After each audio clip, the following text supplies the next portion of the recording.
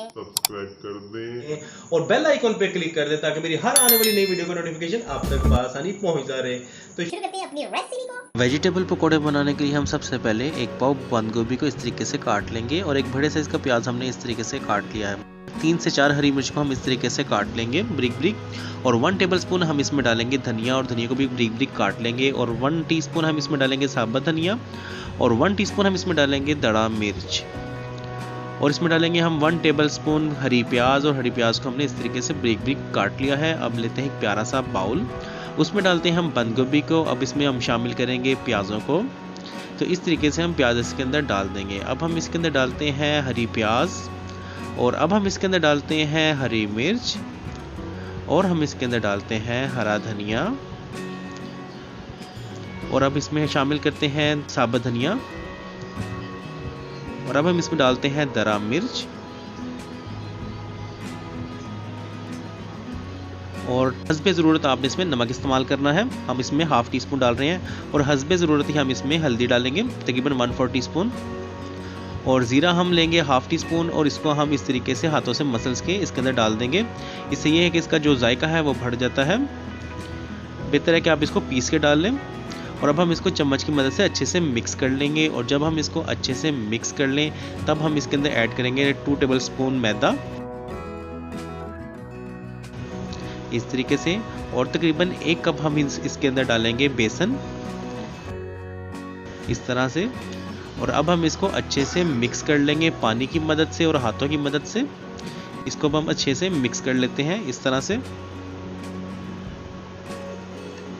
तो ले दोस्तों, हमारा मटेरियल जो है वो रेडी हो चुका है। अब लेते हैं एक कढ़ाई और इसमें ऑयल को अच्छे से गर्म करके हम 1 बाय 1 करके अपने पकौड़ों को इसमें डाल देंगे।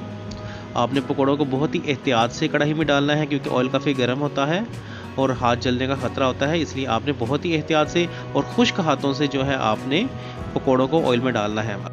अगर आपके हाथों पे पानी हुआ और वो ऑयल में गिरा तो छींटे आप पे गिरेंगी, तो इसलिए आपने हाथों को अच्छे से खुश्क करके फिर पकौड़ों को ऑयल में डालना है।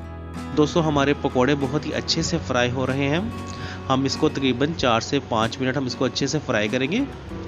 आपने इसको मीडियम फ्लेम पे पकाना है, आग आपने ज़्यादा तेज़ नहीं रखनी, नहीं तो हमारे पकौड़े जो है वो बाहर से पक जाएंगे और अंदर से वो कच्चे रह जाएंगे। तो बहुत ही अच्छे से हमारे पकौड़े फ्राई हो रहे हैं। तकरीबन हमारे पकौड़े तैयार होने ही वाले हैं। तो इस तरीके से आपने चम्मच की मदद से इसको आगे पीछे से अच्छे से फ्राई करना है ताकि हर तरफ से बराबर का फ्राई हो जाए। तो ले दोस्तों, हमारे पकौड़े बनकर तैयार हो चुके हैं। अब हम इनको 1 बाय 1 करके बाहर निकाल लेते हैं। हम पकौड़ों को इस तरीके से 1 बाय 1 करके बाहर निकाल लेंगे और माशाल्लाह से बहुत ही अच्छे से हमारे पकौड़े तैयार हो चुके हैं। अब इसे डिश आउट करते हैं। तो माशाल्लाह माशाल्लाह देखें दोस्तों, हमारे पकौड़े बनकर तैयार हो चुके हैं। बहुत ही लजीज, बहुत ही खस्ता और बहुत ही मज़ेदार। उम्मीद करता हूँ कि जब आप ये रेसिपी घर में बनाएंगे तो आपको, आपके बच्चों को हमारी ये रेसिपी बहुत पसंद आएगी। तो मैं आपके लिए ऐसी ही अच्छी अच्छी रेसिपीज़ लेके आता रहूँगा। हमें शुक्र अदा करना चाहिए उस ज़ात का जिसने हमारी ज़िंदगी में इस तरह की लज्जतों को नाजिल किया। तो वैसे भी माह रमज़ान का महीना चल रहा है, तो उसकी रहमतें बरकतें हम पर इसी तरह ही नाजिल रहें। तो बहुत ही खस्ता, बहुत ही क्रिस्पी, बहुत ही मज़ेदार। आप घर में इसको ज़रूर बनाइएगा, इंशाल्लाह आपको बहुत मज़ा आएगा।